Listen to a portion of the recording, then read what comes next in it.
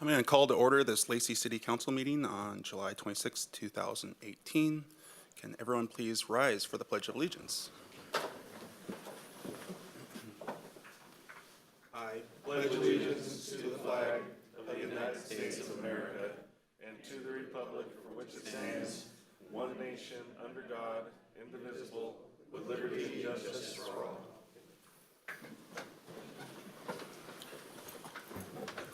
So before we approve today's agenda, I'm just going to let this council know that we have our normal public comment period of items not on the agenda, but we also have before us a resolution looking at adopting a ballot proposition for the creation of Lacey Metropolitan Park District. And at that time, after we hear some information from our Parks Director, I'm going to allow some public comment on that before a decision's made. And we've had some people who have signed up for that. So given that, can I get a motion to approve tonight's agenda? I move that we approve the amended agenda and consent agenda items. Second. It's been moved and seconded. Is there any discussion? Seeing none, all in favor of the motion signify by saying aye. Aye. Any opposed? Motion carries. We have an agenda, and first up on our agenda is the public recognitions and presentations, the recognition of a couple youth representatives. Jen?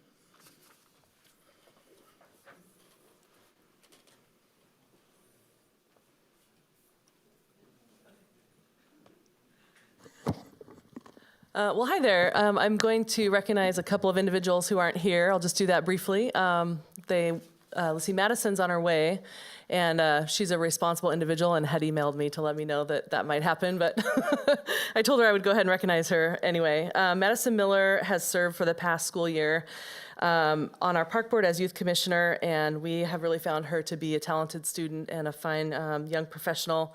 She has shown responsibility and best of all, just a really positive attitude. She has been eager to learn. She works well with the rest of our board, and she's a great team player and a listener. So I have no doubt that Madison is going to achieve many goals that she has set out for herself in the future. We're going to miss her on the park board. So on behalf of the Parks and Recreation Department and Park Board, thank you, Madison, for your service. So anyway, we'll see her. She'll come in a little bit later.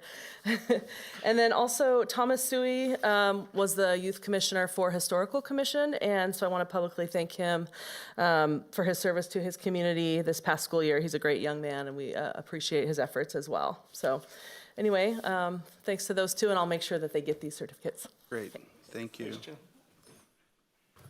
So next up on our agenda is public comments on items not on the agenda, and we actually have one person signed up. It's our own council member Hearn, but he would like to come and speak as a citizen.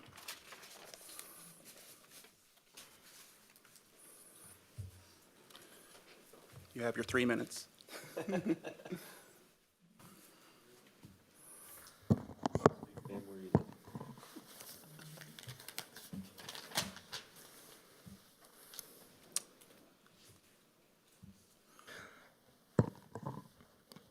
Honorable Mayor and Honorable Lacey City Council, my name is Jason Hearn, and I live in Lacey, Washington. Thank you for allowing me about 3 minutes as a private citizen to share with you. I'd like to offer you a trivia quiz first and then invite you to a fairly rare event and opportunity. This will be Jeopardy style. He was on Gallup's annual U.S. poll of most admired people 61 times, more than any other world figure. He was knighted by Queen Elizabeth of England in 2001. He received a star on the Hollywood Walk of Fame in 1989. He has spoken to more than 215 million people in more than 185 countries and territories. He was a trailblazer for desegregation. When Dr. Martin Luther King Jr. was jailed during the civil rights protests of 1963, he paid King's bail. He received the Presidential Medal of Freedom from President Ronald Reagan. He grew up on a dairy farm in North Carolina. He personally counseled Hillary Clinton. He helped President George W. Bush stop drinking. He was part of the 1969 Miami Rock Festival that also featured the Grateful Dead. He flew the only commercial airplane allowed to fly in America on 9/11 as he headed to the Capitol to pray for the nation. He passed away in his 100th year earlier this year in 2018. Answer, who is Billy Graham? His son, Franklin Graham, who helped raise and distribute millions of charitable dollars throughout the last many decades through Samaritan's Purse, and who is now the CEO and president of the Billy Graham Evangelistic Association and Samaritan's Purse, will be speaking at Cheney Stadium in Tacoma on Sunday, August 12th at 7:30 p.m., a little more than 2 weeks away. He'll, of course, be speaking about repentance of sins and putting on Jesus Christ like a parachute for temporal and eternal salvation by grace. It will be uplifting, entertaining, and it just might change your life. And it's free. So I'd like to invite the council, staff of Lacey, and both of our TV audience and our in-house audience to attend to Cheney Stadium on Sunday the 12th at 7:30 p.m. to attend and bring a friend. Thank you for letting me speak tonight as a private citizen. I had to step out of an important meeting to be here. Thank you. Is there anyone else wishing to address the council on any items not on the agenda this evening? Seeing none. Next on our agenda is resolutions. A resolution adding ballot proposition for the creation of a Lacey Metropolitan Parks District. Back to Jen. Okay, well, thank you. Good evening, Mayor Ryder, Deputy Mayor Pratt, and council members. Before you today is a Lacey Metropolitan Park District proposal. The recommendation is to approve a resolution which would authorize this funding measure to go onto the November ballot. The reason for this funding mechanism, the reason that this funding mechanism is under consideration is in response to the 2017 Parks and Recreation Comprehensive Plan update. The plan is a roadmap giving direction to the Parks and Recreation Department. I'm going to be sharing information regarding what an MPD is, but first let's take a look back at the last few years. Beginning in 2015, the Lacey Parks and Recreation Department started the Comprehensive Plan update. The reason a comprehensive parks plan is important is to evaluate current facilities and services, assess demands and needs, set goals and policy, and to provide for public input.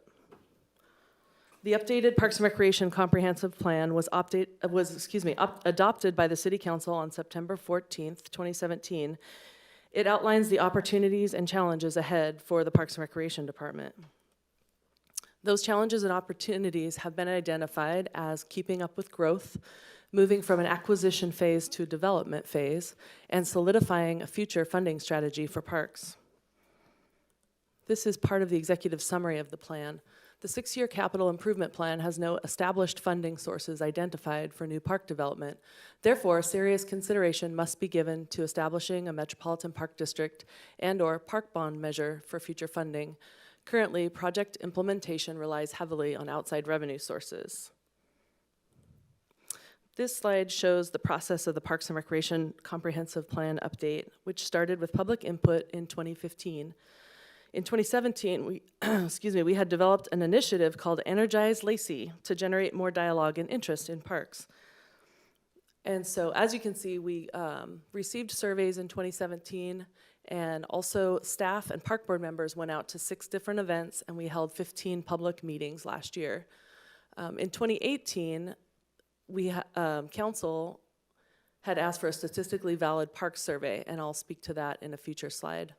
But as you can see, August 2nd of last year, the park board endorsed this comprehensive plan update, and they actually took the lead on this project and did a lot of work with this plan. The Planning Commission then endorsed it August 15th, and there was a public hearing for that meeting as well. And then, as I said, it was adopted in September of last year by the council. At the City Council retreat earlier this year in February, future investment for parks was discussed. City Council focused on 2 aspects of the Parks and Recreation Comprehensive Plan's strategic goals. So goal number 2, prioritizing parks and recreation projects and identifying corresponding current and future funding sources. And then strategic goal number 7 reads, develop a sustainable park system that meets community need. City Council discussed a Metropolitan Park District authorized by RCW Chapter 35 as a way to address park funding issues. So let's take a look at Lacey's park system. Here are some statistics. So Lacey Park System contains approximately 1,200 acres. Lacey has 39 park properties. 35% of Lacey Park System property is developed, which leaves 65% of the park system property undeveloped. 84% of Lacey residents visited a Lacey Park in 2017. Here's a picture. We're definitely known for our park system. This is a picture from the senior games just recently at Woodland Creek Community Park, and they had a disc golf championship there on the disc golf course. The upper right picture is just to give you a feel of the open space that is at QEO Park, which is currently undeveloped, and then a glimpse at the RAC playground structure down in the bottom right. This is a look at our entire park system. The developed properties are on the left in green, and the undeveloped properties are on the right in blue. I wanted to highlight some of the gems of our park system. Huntermore Park is in our downtown area and hosts a number of events. It's also nice just for being able to leave work for an hour in the middle of the day and go visit a park for your lunch break.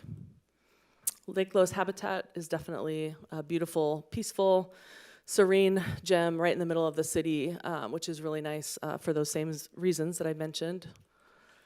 Woodland Creek Community Park gets a lot of use. This is a glimpse at our fish-in event, which happens annually.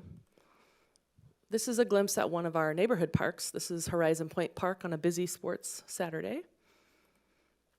Rainier Vista Community Park not only has some fantastic athletic amenities, but also hosts a number of events, the biggest being the 3rd of July event that happened earlier this month.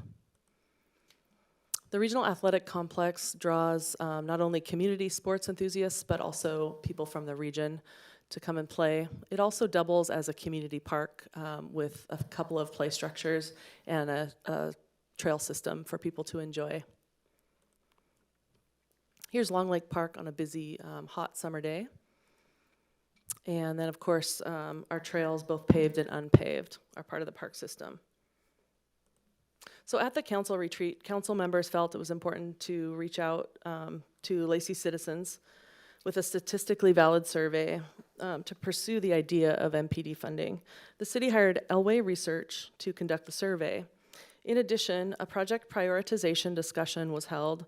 One of the items on the list, an indoor sports facility, was discussed quite a bit. It's clear some type of indoor sports facility is needed in Lacey, but there are so many options for size and amenities, it was determined a deeper dive was in order. City Council directed staff to hire a firm to conduct an indoor sports facility feasibility study, which is currently underway.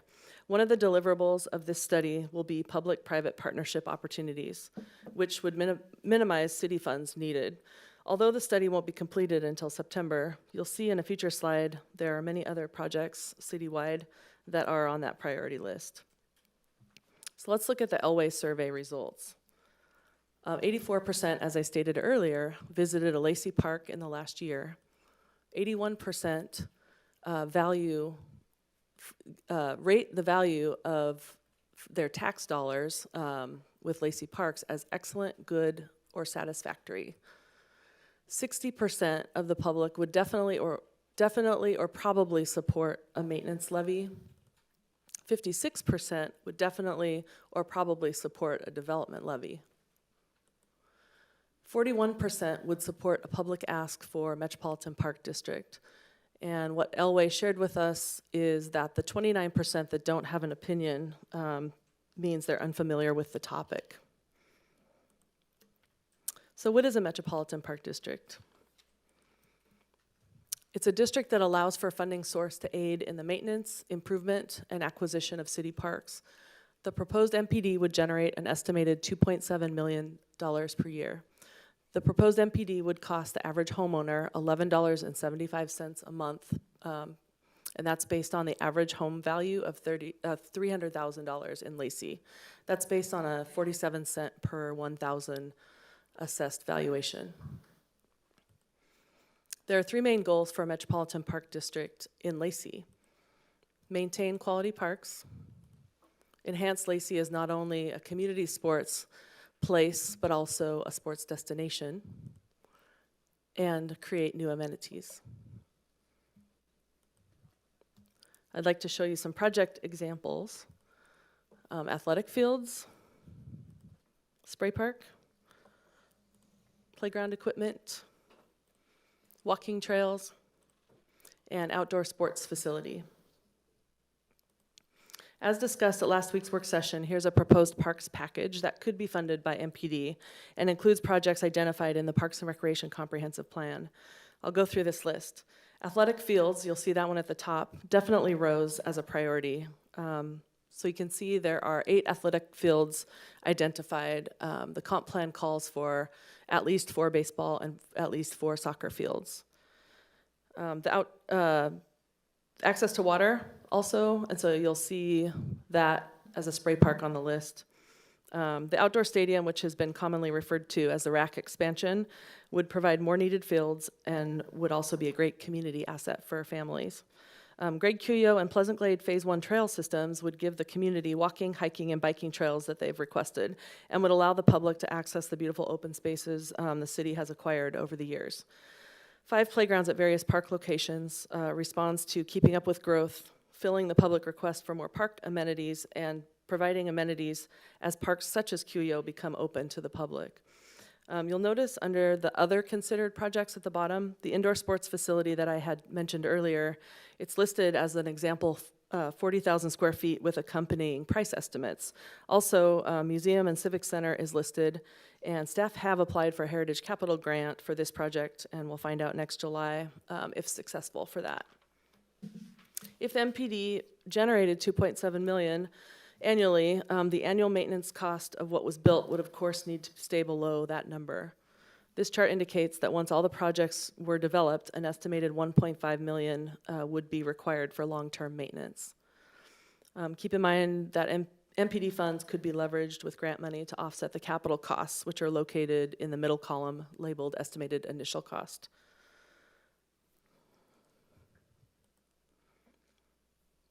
The last time the city of Lacey went out to the public for an improvement bond was 16 years ago in 2002. This parks bond raised $9.9 million and there were 15 projects completed. Lacey population at that time was 31,000 and is now 62% higher at just over 50,000. This proposed resolution has the authority to levy a maximum of 75 cents per 1,000 assessed valuation, but the city of Lacey would only levy a maximum of 47 cents per 1,000 assessed valuation. And just to clarify the model, this would be a local model MPD, which means the boundary would go along the exact same boundary as the current city of Lacey boundary, creating a special taxing district, and therefore the city council would act as the board. So there wouldn't be another government entity created by the formation of this MPD. And with that, I'd be happy to take any questions. Is there any questions from the council? Councilmember Hearn?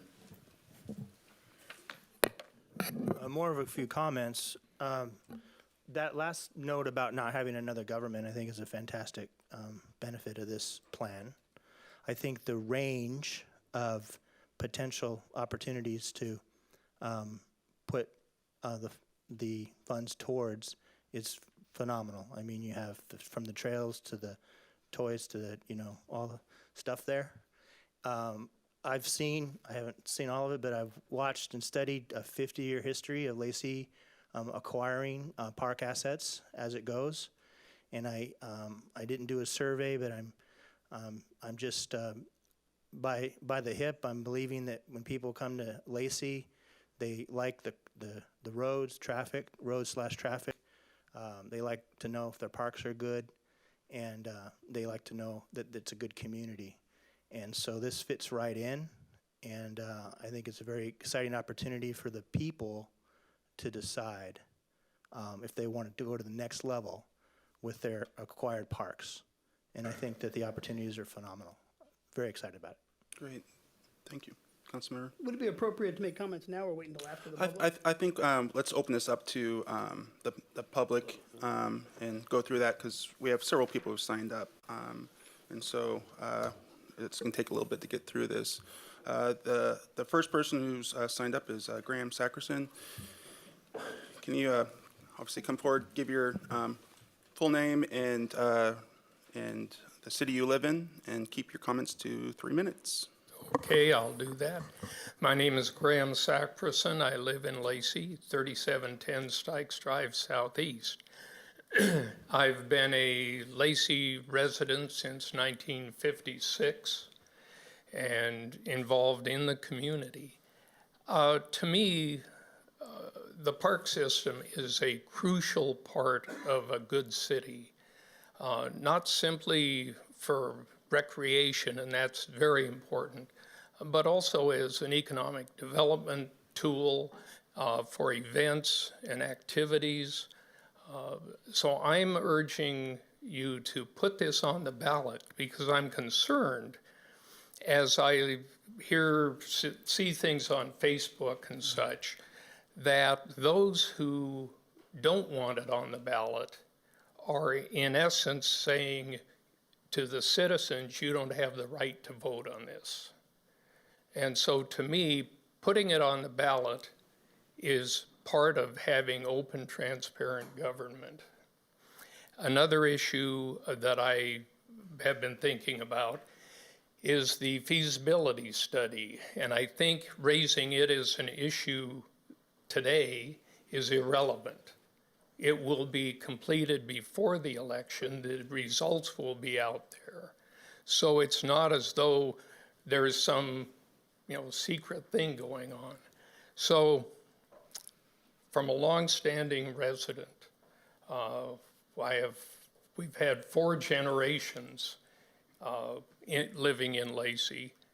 The parks are crucial, and let's put this on the ballot and give Lacey residents the opportunity to voice their opinion. Thank you. Thank you. Next up is Chris Roloff. I'm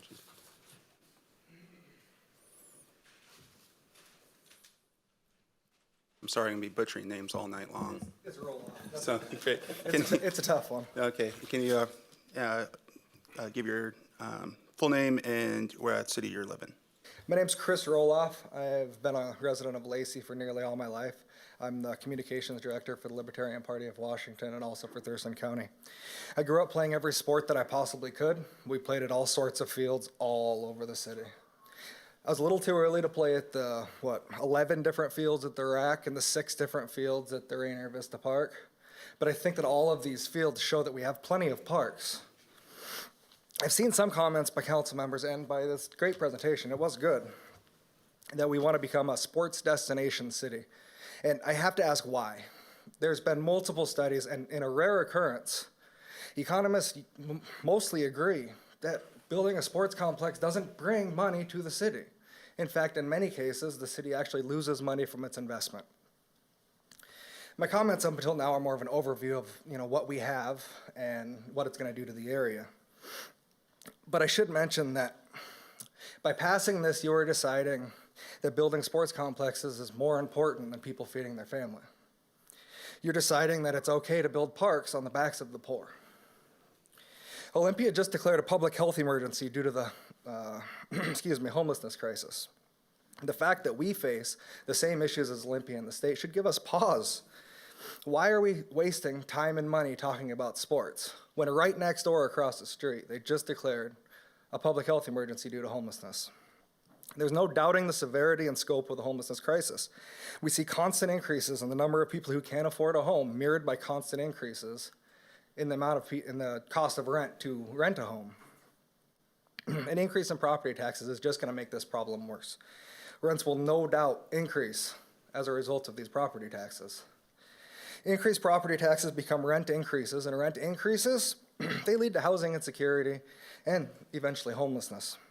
The fact that the city's study about the viability of the indoor sports complex won't be done until September, with the vote being in November, it exacerbates the irresponsibility here, because there's no reason you can't wait.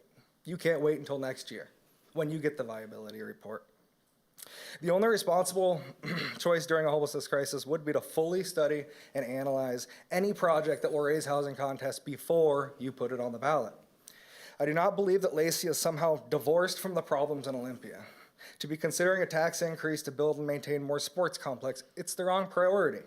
The simple truth is that if it were viable and self-sustaining, a private entity could come in and build any of this great stuff. And with that, they would create jobs and opportunity. You made a similar decision last year around this time. It was a wise decision because the county wanted to build a cultural events center. You guys excluded us from that tax. It was awesome. That's the way that it should be, because there was a private entity that could do it. That was the right decision. Excuse me. Sports are wonderful and great. I love them. But roofs are better. I call on you guys right now, tonight, to end this conversation and not put it on any ballot or any further agenda until you can look at yourselves in the mirror and say, we don't have a housing crisis. Thank you for your comments. You've reached your 3 minutes. Next up is Michael Wilson.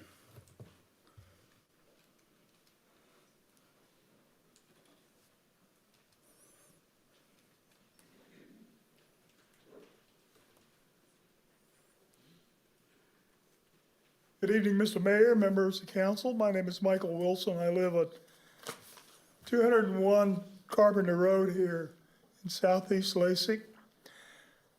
45% of the people in Lacey are renters, from what I know. I understand that of those polled, only 17.5% of them were renters, which brings up a question about the value of the poll itself. Those people, the renters, are going to get a surprise if this passes when their rent goes up. Most of them will think that their landlord is the cause of that rent increase. To be fair to the landlords, I would suggest that the city send a notice to all the renters in the city informing them that the increase is due to the property taxes. And their rent is going to go up because of that. In my opinion, it's a responsibility that the city council has to let people know that the government has increased their rent and it's not the landlord's responsibility. And please remember that we have a number of people on fixed incomes in this city. I believe it's about 16%. And allowing them to plan is the responsible thing to do. 45% are in the city are renters. 16+% are people on fixed incomes. And I'm one of those, and I would appreciate people understanding how difficult it is to plan in this economic environment right now. We just heard that the inflation is running at about 3% annually. And that means if you lived in the 1980s, you may recall that inflation period we had then. We may be due for something like that again. Thank you very much. Thank you for your comments. Next up is Aaron.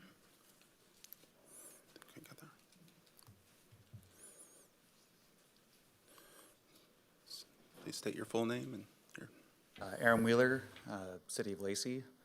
I've been a resident of the City of Lacey for almost my entire life. I've lived next to Wonderwood Park almost that entire time. And the importance to our park system, to myself, to my family, is unmeasurable. And I think I speak for a lot of people in the city who feel very similar to the way our parks have been developed and the future of them.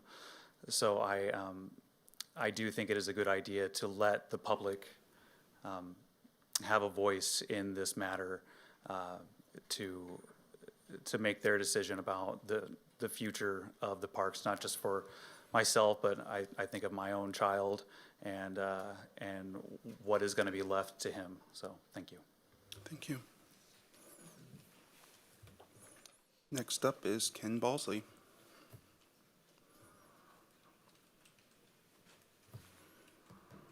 Mayor, City Council, my name is Ken Balsley, 4434 24th Avenue Southeast, lived there for 44 years. I'm the chair of the Lacey Parks Board. Seems to me like there are certain elements that every community needs if it's going to be a good community. It's got to have job opportunities, economic development. It's got to have places that people can afford to live in, as our people have told us. You got to have security and safety, police, fire, medics. You got to have good schools, and it's got to have good parks. And the reason I put the good parks in there is because they add to the quality of life of everybody in the community. Parks do. People have supported those. They support the schools. They support medic. When they support the fire levy, they do that because the people in this community understand how important parks are. Now, I've been on the Parks Board now for 3 years. And in that time, I've really begun to understand what this community does in the way of parks. I mean, if you're not on the Parks Board, you don't know everything that goes on. Jen just, excuse me, our Parks Director, Jen just gave you a list of some of the things that they do. But I want to talk about a couple. The RAC, for example. We talk about the RAC all the time. That RAC is booked 50 weekends a year. And it's booked all day long, all the time. You can't go to that park any time that it's not full and busy. So we need more of those kind of parks around here. Long Lake Park, Long Lake Swim Park, it's packed. I was over there today to check. It's 90 degrees and it's hot, and people wanted to go swimming. My wife took our grandkids there a couple days ago. It was packed. It's going to be packed tomorrow. We need some more lakefront swim parks. We have Watchers Park as one that we can develop down the road. There are just certain things that the Parks Department does that we're not even aware of. We partner with the North Thurston School District to provide food, hot meals during the summer to kids who aren't in school, who don't have any hot meals. We partner with the North Thurston School District for the use of the swimming pools and the fields. We do all those kind of things. And also we have our little Lacey and Tune things. If you want a brochure here, I've got them. Bring your kids and go out to the Huntermere Park and enjoy music and entertainment, and it's all free. But it's not free because it's paid for by the taxpayers who in 2002 passed a bond levy to allow us the opportunity to have those kind of things. And I think that we need to again, have an opportunity to have the people of this community testify to the fact that they really support parks. We need to put the bond issue up before the people. And to my libertarian friends here in the audience, isn't that what you want from a community? The people have an opportunity to have a say. I mean, the council's not going to do it. They're going to put it on the ballot. It's the people in this community who are going to vote on it.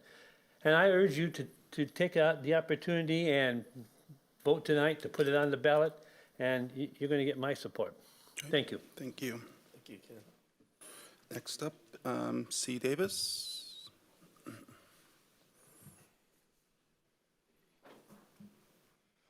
My name is C. Davis. I'm from Olympia. I've been there 25 years, so I'm from your neighboring city. I see what some cities could, what your city could have in its future if you don't exercise fiscal responsibility. I would like to say that over 20 years, I've seen Lacey do some amazing things in terms of its development, its construction of infrastructure, roads and so forth, especially in the peninsulas, the Johnson Point area. Lacey has added lots of houses to its housing inventory, more than any other area in the county. I think that's a great thing. I think we also, you need to consider what makes people choose Lacey. And I have had a lot of experience in the last couple of weeks walking around Johnson Point, walking precincts, talking to people. Now, I'm focused on fiscal responsibility and lower taxes, but I talk to people and I ask them, well, why'd you move to Lacey? And they said, because between Lacey and Olympia and Tumwater, Lacey had the lowest taxes.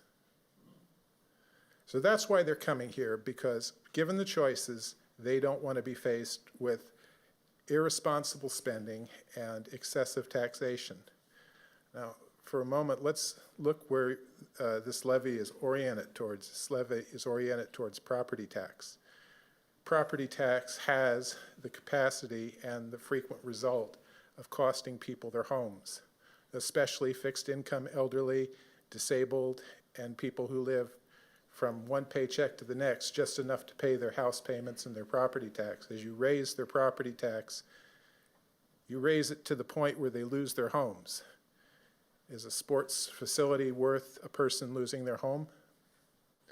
So I want to just close by saying that any taxing authority has the temptation to tax and spend as much as they want. But I hope you will consider that and resist that temptation. Thank you. Thank you for your comments. Next up is Troy Kirby. Members of the council, thank you, and people in the audience. I'm the vice chair of the Parks Board. I've been on it since January. One of the things I was also on was the feasibility study procurement with Jen Burdage. And one of the things that we were very adamant about in trying to procure this was to make sure that they had the right to tell us no. Just because we're looking at the possibility of whether or not there's the idea of a indoor sports facility does not mean that it's just instantly, let's go. And one of my biggest fears is that we would actually just green light something, because it's not just a taxpayer issue, it's also a feasibility issue of whether or not it would be credible and work. I've worked in sports business for about 15 years. I know a lot of the studies. I actually know some of the people that a lot of people cite, such as Dr. Zimbalist and what he talks about. A lot of times when he's talking about those things, he's talking about facilities made for private ownership who use public equity and do not actually put anything into the community, rather than rec or rather than anything that drives tourism. It's a lot of times people take that out of context, and I do want to kind of, mention that. The one thing I would say is this not only goes before the voters, it allows us as the Parks Board to know what the voters think. And if the voters actually have the ability to enforce that, it allows us to have guidance as we go along to know exactly what we want out of our city, not just in terms of whether or not we want a Metropolitan Parks District, but what we want inside of it. And it also tells us what we don't want. And so I really would encourage you to look at putting this on the ballot. I am a renter in the city, so I understand that as well. And I understand a lot of the possibilities of rents going up and everything else. But it really does matter that we empower the taxpayer to know whether or not it's something even, worth discussing. So thank you. Thank you. Next up is Debbie.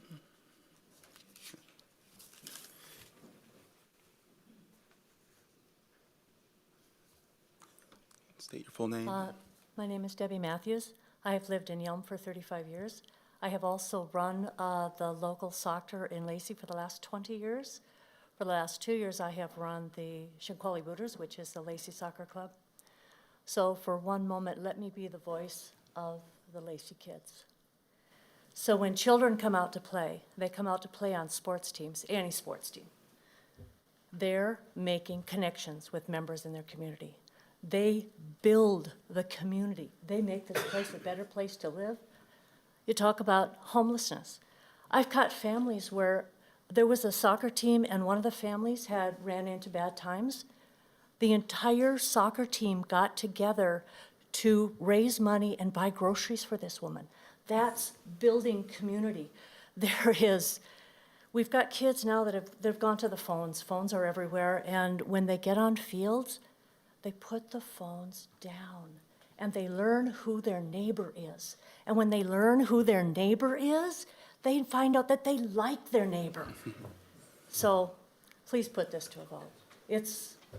There's more than just fields. You see an empty field. No, there's more than that. There's people who gather on those fields, people who make connections. It's what builds good, strong communities. Thank you. Appreciate your comments. Next up is Donna. Donna Mullen. Seeing, how about Sue?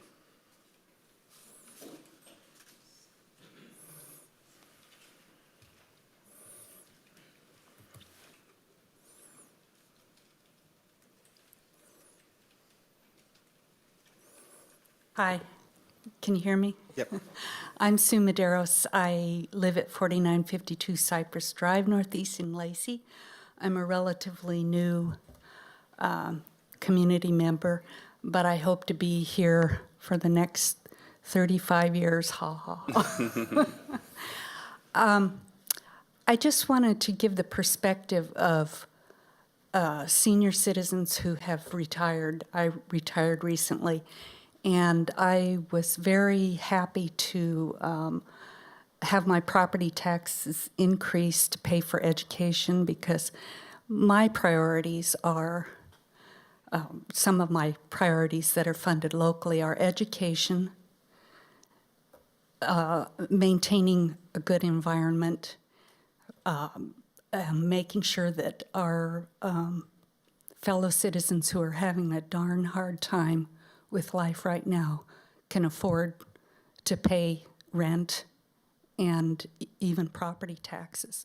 So I think it's very important that this kind of an initiative that really has the potential of raising our taxes quite a bit go to the voters. And but the one thing that needs to be in the wording to the voters is a clear statement as to how much our property taxes would potentially increase, as was done in the thing that you wrote up. So, just one detail. You know, I don't understand why having a lot of property that's undeveloped is a bad thing. To me, as an environmentalist, I think that's a darn good thing. And that's one of the things that I have really come to appreciate in Lacey. Is there really a need for additional developed space? So by eliminating the big ticket items like a sports stadium, you might have some chance of getting this to pass. So anyway, thank you. Thank you for your comments. John?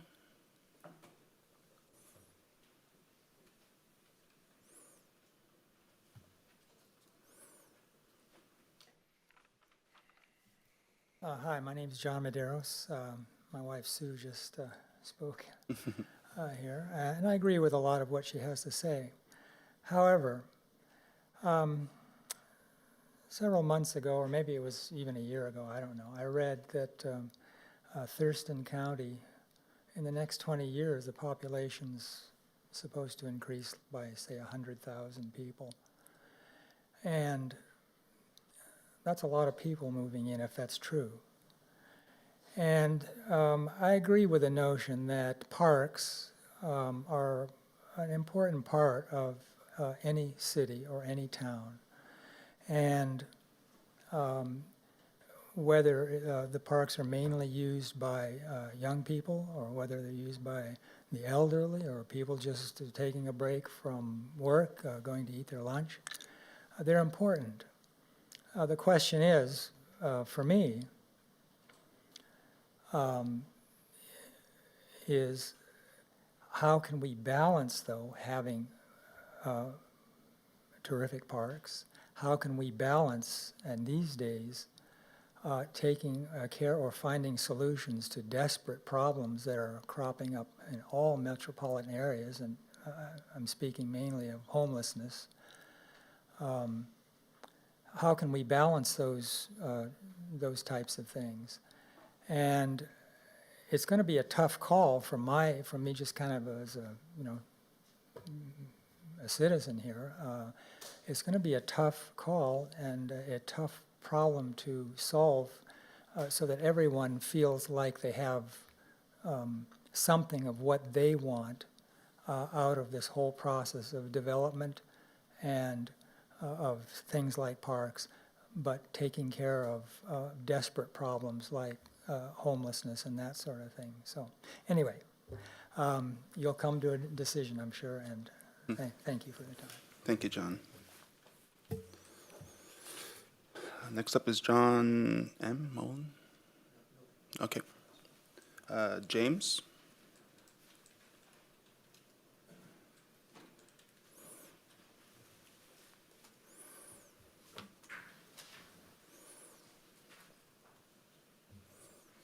Thank you, Mr. Mayor. My name is James, last name Brown, like the singer, except I'm still here. I live in Lacey, and I have for the past 4 years. I'm actually, if you couldn't tell by my t-shirt, a transplant from California. My parents actually met in Lacey, and that's kind of an ironic situation because we had no idea when we moved here. My mom was like, "You live in Lacey? That's where I met your dad." So, I'm kind of concerned about this measure for a number of reasons. First, let me state that I believe that you guys have in your heart the deepest desire to do what you believe is best for the city. Having lived here for the past nearly 4 years, I can say this is one of the cleanest and nicest communities that I've ever been a part of. And so for that, I thank you.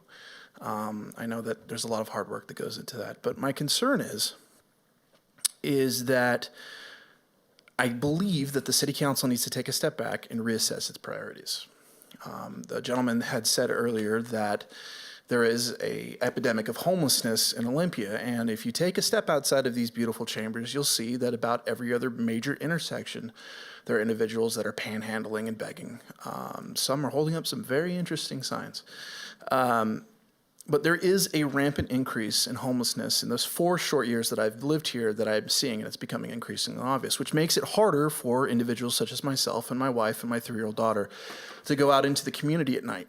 We've been approached and accosted at QFC. We've been panhandled at Target. And these are places that employ a lot of people, which makes it difficult for them to justify staying open if people aren't coming at night because they fear for their safety. My question to you is number one is that people are saying that we need to leave this to a vote. So my question to you is this: how many in this room would like $1 million? Seriously, raise your hand if you want $1 million. Can we put that on the ballot too? Seriously, can we put that on the ballot? Will Lacey give each member $1 million if we put that on the ballot, right? The problem with leaving these measures up to the people, and no offense, is that basically it's 2 wolves and a sheep voting on what's for dinner. Individuals in the community that are not going to be affected by these taxes can be tricked pretty easily into voting for something that sounds good on paper. But when the tax man comes and it's time to increase the cost of rent, because we know that businesses pass on the costs to the consumers, they're going to get blindsided. So my question also is what's wrong with the parks that we have now? And what private individuals can we go to raise money for these sports complexes and parks and subsidize these funds? I'm not against parks. I don't think that they're a bad idea. In fact, I love going to them. But I think we need to focus on reducing the burden on poor and lower income people through the costs of rent, because it is increasingly difficult to rent in this area, as opposed to increasing the burdens on their shoulders. So I think if we can take a step back and look at this from a standpoint and saying, just asking yourself this one question: if someone is unable to afford their property tax, would you personally serve them with their eviction notice? Thank you. Thank you for your moment. Thank you, guys. I've run out of people who've signed up on my papers. Anyone? Okay, can you please come forward? No, that's what we'll grab at the end. Please state your full name and tell the city you live in. Want my whole name? Thank you. Edwin James Pohl II. And I've been a Lacey resident for probably 10, 11 years. Owned a home, rented first, and then owned a home. You guys almost snuck this one in. The Olympian busted you out, so you got a lot of people here. Clearly, I'm with the libertarian group, but I'm going to talk about some stuff that's a little bit different. However, I will say on the money side, Everett Dirksen had a famous saying, a million here, a million there, pretty soon it adds up to real money. You might keep that in mind. Parks might be a nice thing to have. They are, if they're for the kids and the families. I suspect that this is not just for the kids and the families. If you look at the expenditures that are listed in the presentation. There's about $8.5 million for the kids, and $30.5 million for, sorry to say it, for the egos of the commission. Big monuments to their names. You might want to think about that a little bit. The Parks Director presented survey results, and I'd like to remind the Commission that there was a survey, actually not the Commission, they know this, people out there.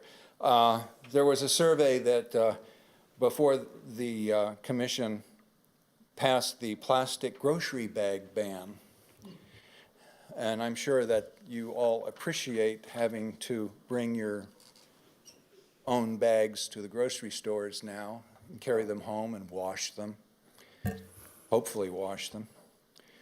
I'd also like to ask the Commission, why are you setting up a municipal park district under RCW 35.61050? You can all look it up.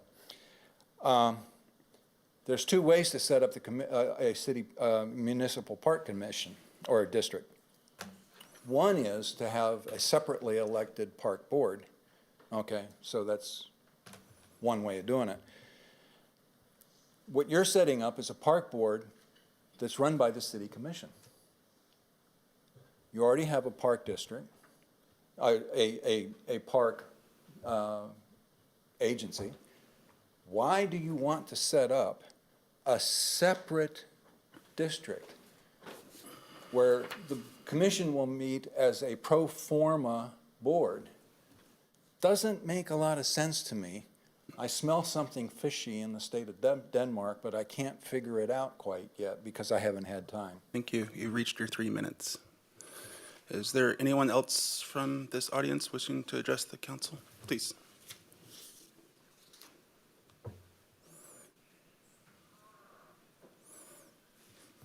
All right, guys, thank you for letting me speak and for having us here today. My name's Joseph Brumbles, and I currently live in Roy.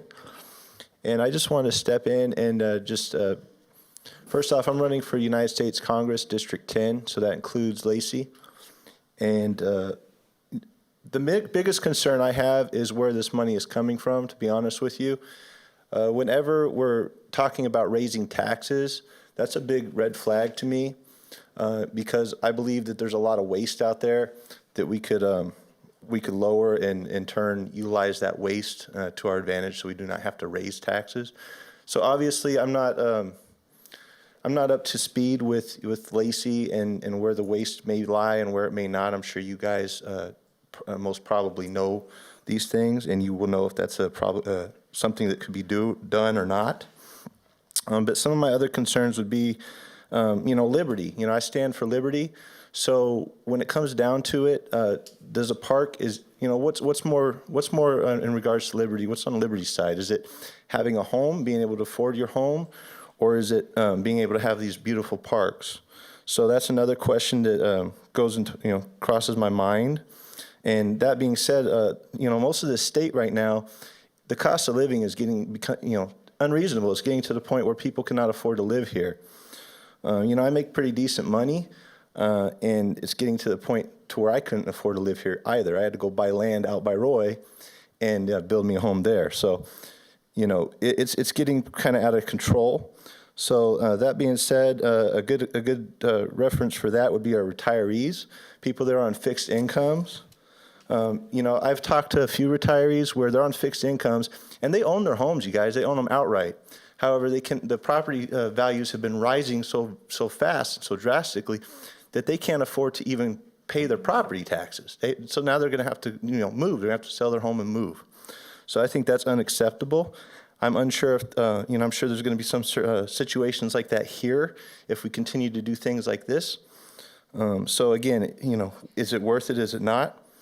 Where do our priorities lie? That's another concern of mine. So from what I hear, there's homelessness. There's other programs that could probably be funded as well. Again, you guys are privy to that information much better than I. However, is this a priority? Is this on top of our priority list or is this lower? You know, I'm a business manager. I've been a business manager for about 13 years now. And one big thing we look at is waste. Another one is, priorities. So where does this lie in regards to the community? So I just ask you guys, I'm sure you've already thought about that. However, please keep that in mind. And then very last but not least, regardless, I believe that we, the people of Lacey, should have the decision here, especially since it's going to impact their quality of life, their home, income, the property tax. And so I believe it should be on a ballot. So that's where I stand, you guys, and I appreciate you letting me speak. Thank you. Thank you. Is there anyone else wishing to address this council? Please, sir.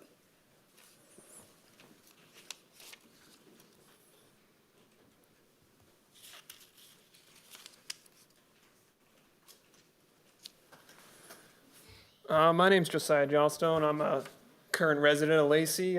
PCS'd here a year ago. I've been serving in the U.S. Army for the last 12 years. Been married to my wife for 8. And every place we PCS to, it's a different adventure, different experience, different perspective. And we meet a bunch of different people. I was born and raised in the Northwest, though. I have a lot of passion for this place, and I love the people. And this is where I plan on retiring. So we purchased a house, and we plan on making this our home. However, we love the city of Lacey, all the amenities it has to offer, all the parks. My primary concern is the security of these assets. People like to go out and enjoy them with their families. The trails, the Chehalis Trail in particular, which is near my home. But my wife doesn't even feel secure going on these trails due to the homelessness and, people popping up out of the bushes, the woods.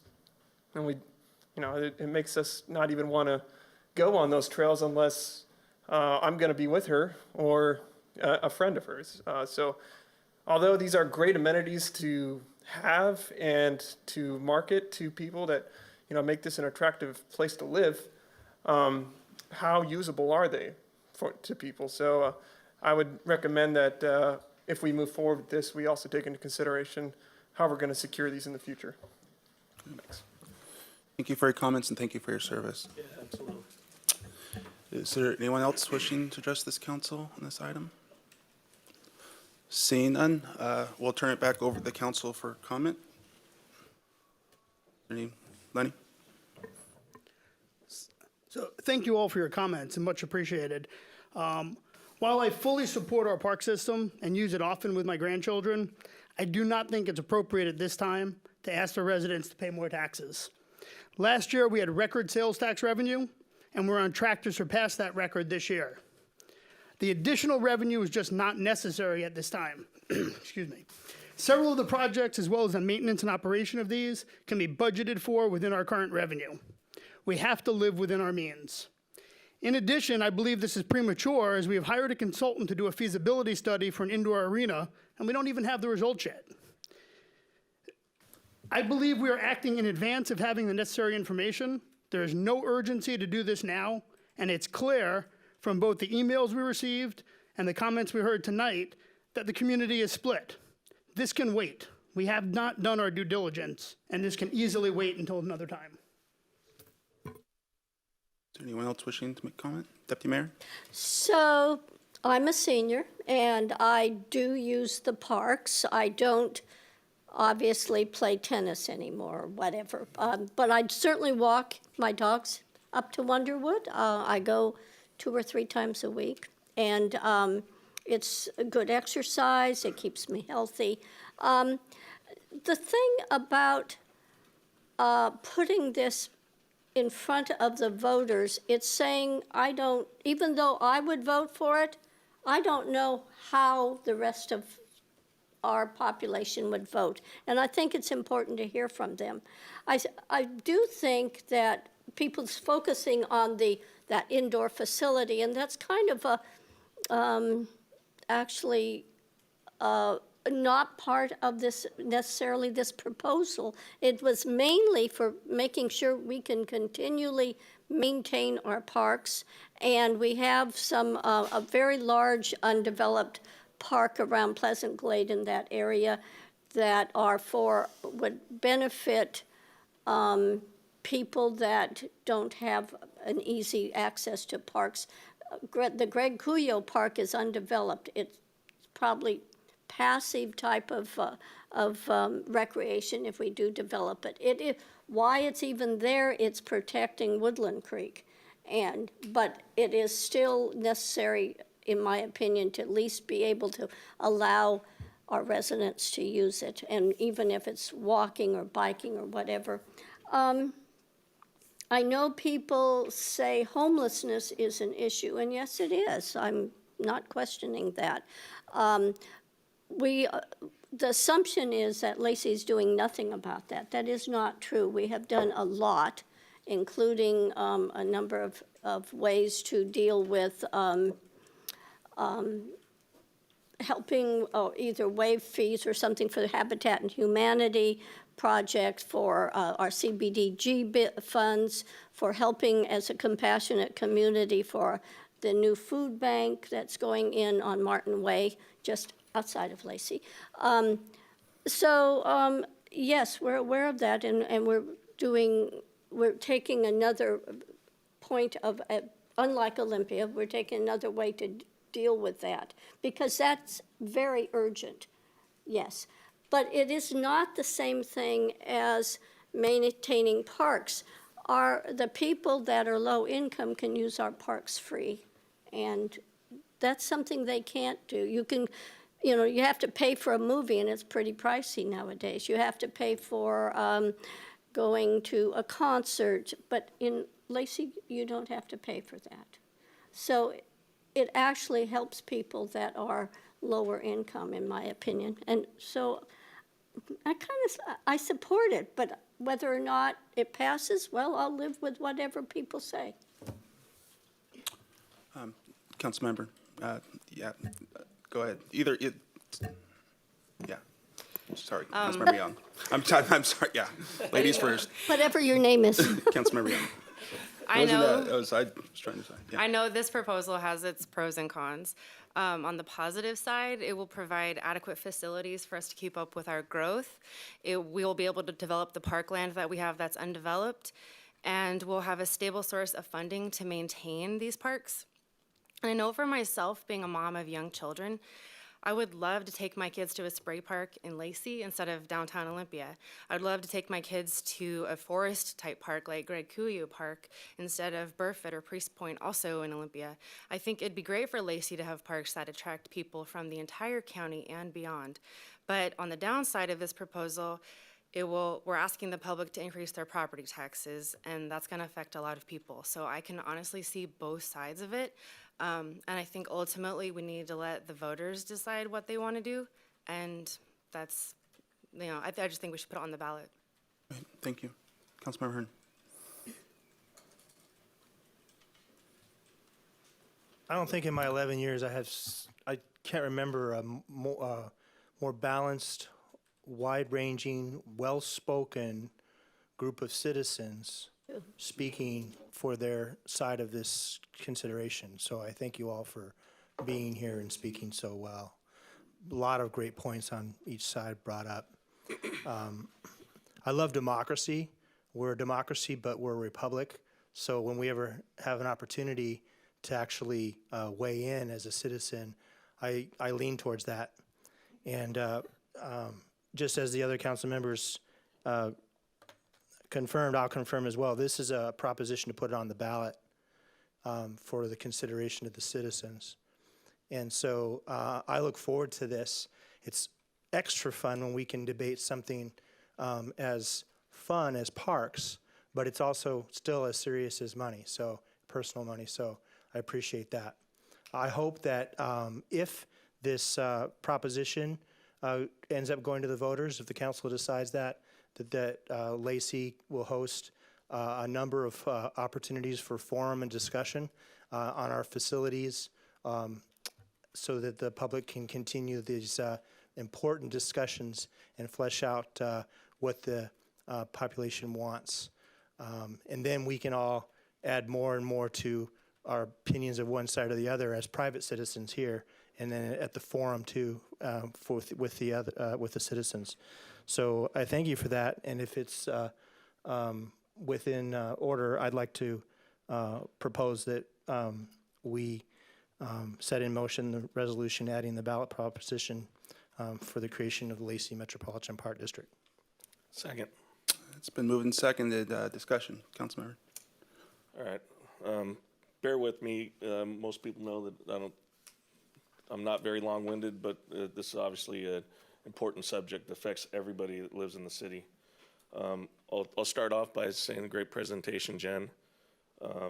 I believe we have money for several small projects like the 8 fields we saw in the presentation, but I know we don't have money, nor will we anytime in the next decade or longer, for bigger projects like the last 2 phases of the RAC, a possible museum, spray park, enhancing Greg Coolio Park, enhancing our trail system, all the things that make this community enjoyable, that everybody loves about it.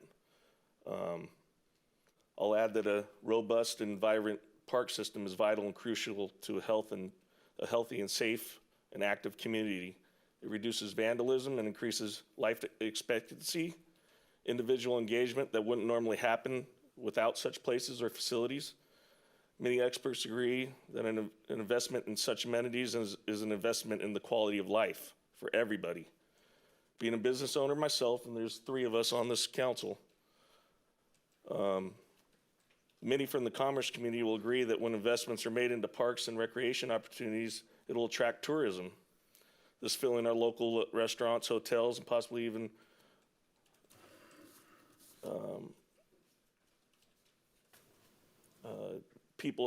getting people to discover our home and later possibly buying or a home or opening a business in the future right here.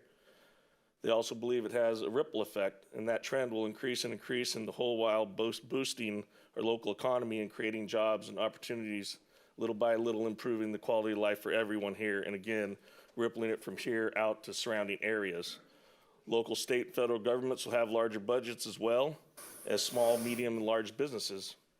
Like a business, a municipality is very similar in nature. If it's not slowly growing, it's slowly dying. There's many reassuring, promising things to look at when we discuss a Metropolitan Park District and why it'd be a great investment locally. First and foremost, we have a successful model, the RAC. It's very important. The regional athletic complex is thriving. It costs some money, but sold out and it's booked for year-long periods. It's thriving. The RAC has only enhanced and accelerated success of our local economy and its businesses in the area, but most importantly is the new businesses that have come directly as a result of it. Our hotels, our older hotels renovated, new hotels built, invested in our city, restaurants, new and old alike, thriving. Tourists galore as compared to the years prior to the RAC. What would Lacey look like, or Hawks Prairie, if the RAC never existed? I live in Hawks Prairie. I see the direct effects every single day. The other thing to mention is now that we have a well-funded Visitors Convention Bureau, and when it comes to Lacey, we really only have the RAC and Cabela's, maybe Billy Frank Jr.'s Wildlife Refuge, and a few other things like Top Rung Brewery, the Ram, Shipwreck Beads, Stottle Winery to brag about or to advertise for tourist dollars. In order to attract outside monies and people's disposable income, we need attractions. Capital investment isn't cheap, never has been, never will be. We need real funding to attract private business investment in public amenities.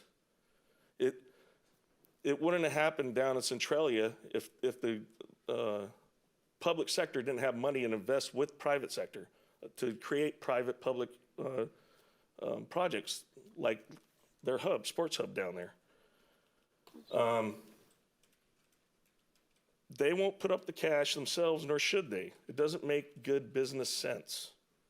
My desire is to share this, is shared by this entire council, I believe, and that's to attract and acquire local and outside dollars to the benefit of our home. Sometimes you need to spend money to make money. 85% of people in the city use our parks and deserve a voice at least. Education and recreation is the obligation. If this is passed, it'll be passed by a vote of the people, if and only if on a ballot. My kids will be adults when or if anything is developed by this possible funding source. I will support it, even though my kids won't directly benefit it, nor myself. Let's get our kids' heads out of iPads and back out in our community again. I will get a real voice on November, just like everybody else here, if this passes tonight. But I felt it's something everybody needed to hear tonight, including myself. Councilmember Cox. Thank you. I've thought about this a lot. It's been weighing on my mind because I've been very involved in working on homeless issues. I'm hypersensitive to the effects on people. But I'm also quite aware that the councils that came before us took kind of a visionary approach that ended up put Lacey in a position where we actually have more park acres than any community in Thurston County. And that vision came with a price tag. We also are looking at a huge increase in our population. 100,000 people coming to Thurston County, a good 30, 40,000 of them in the Lacey area. As we build and get more urban density, every blade of grass, every tree becomes more and more precious. And I think I will be voting for this tonight, but I think people 20, 30 years from now, as we're seeing the effects of the big population growth that's coming here, will, if the voters approve this, and that's a big if, but if this does go through, I think people will thank the voters of Lacey for having the commitment and the vision to having a great park system that benefits everybody. Great. Thank you. Well, I'll just say a couple words before we go to a vote. I'm really proud of all the work that's been done to get us to this point. This is not something that just came up. This is something that councils before us have been working on for a long time. And our Parks Comprehensive Plan, there's a lot that went into it. Our own Parks Comprehensive Plan shows that if we want to develop additional assets long-term, it's not necessarily the money to build them to begin with, the capital cost. It's the ongoing maintenance and operation that is unaffordable without a dedicated funding source. And so we are going through some good times right now, and I agree with Councilmember Greenstein that things are looking really well right now, and we have maybe some abilities to make some park investments, but we have to maintain those investments.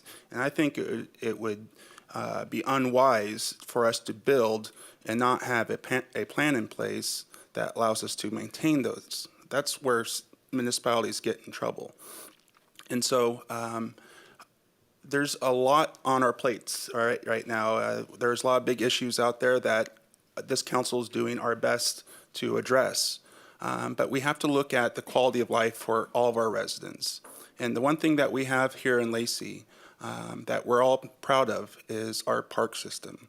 1,200 acres of parks is unbelievable. And I firmly believe that every citizen in Lacey should be within a 10-minute walk of a park. That's something I've been dedicated to for a while. And with 65% of our parks undeveloped, there's a big need to go out there and develop those parks so that everyone can enjoy them.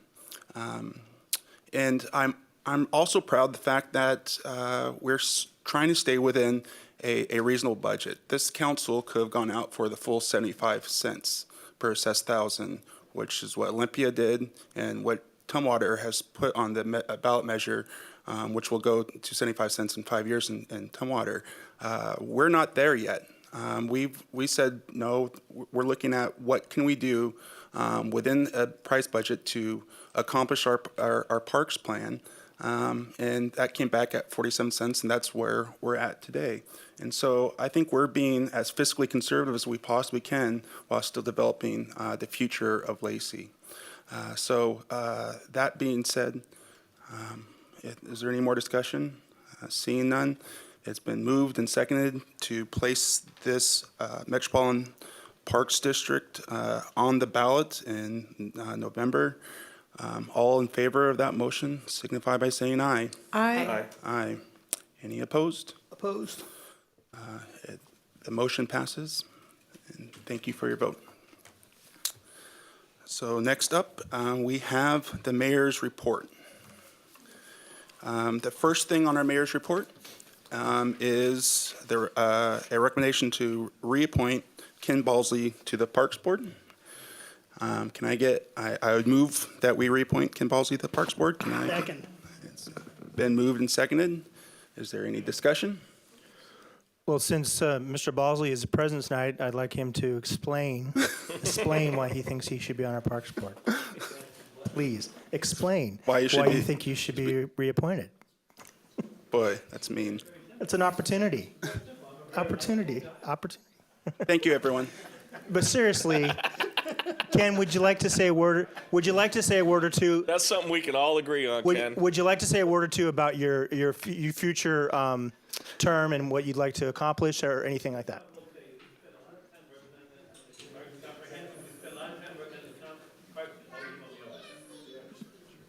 Okay. We spent a lot of time working on the Parks Comprehensive Plan, for one, and that gave me a lot of knowledge about the parks and about the future of the parks and what we need in the comprehensive plan.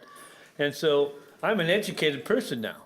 You know, before I was a little ignorant about parks, but now, now I've had 3 years on the board. I think I understand parks. I think I understand where we're going. I think I have a good working relationship with our parks director and with the members of the board who are here. And so I think I'd be a good addition to continue on.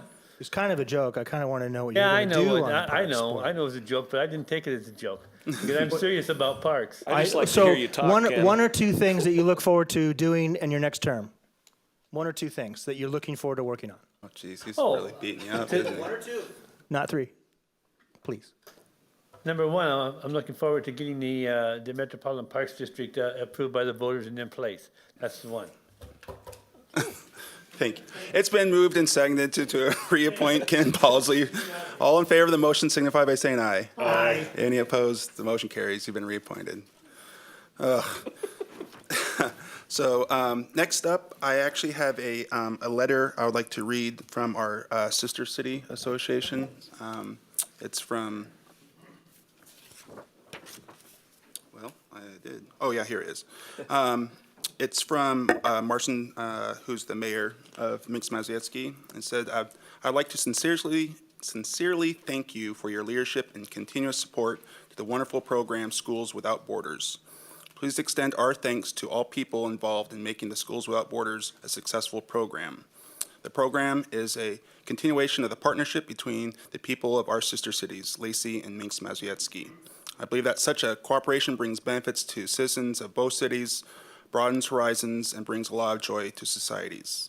For young people, participation in the program Schools Without Borders is a remarkable, life-changing experience. And I really appreciate your time and effort to create and strengthen ties between our communities. And I'm looking forward to further years of fruitful cooperation. Signed, sincerely, Marcin Jakubowski, Mayor of Minsk-Mazowiecki.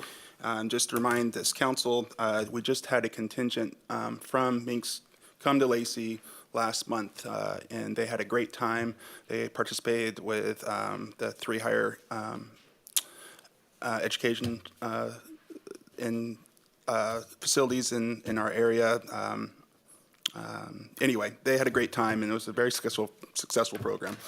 The next item I'd like to report out is talking about the Thurston County Conservation District status for the lead entity for salmon habitat recovery.